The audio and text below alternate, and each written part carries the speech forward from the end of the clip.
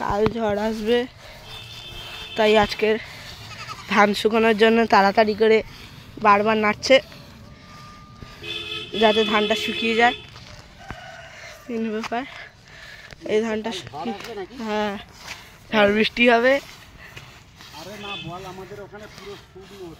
হ্যাঁ এমনি নিম গাছ এ গাছ ছায়া, কালকে একটু দুর্যোগ হওয়ার সম্ভাবনা, তাই এখান থেকে বয়ে আমরা এখানে নিয়ে এসেছি।